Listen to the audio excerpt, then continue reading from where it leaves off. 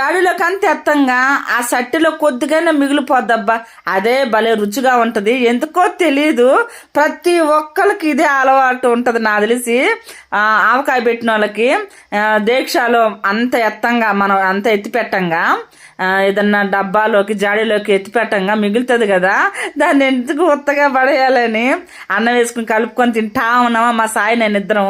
మా వారు వచ్చి వీడియో తీస్తా ఉన్నాడు. టేస్ట్ మటుకు అదిరిపోయింది.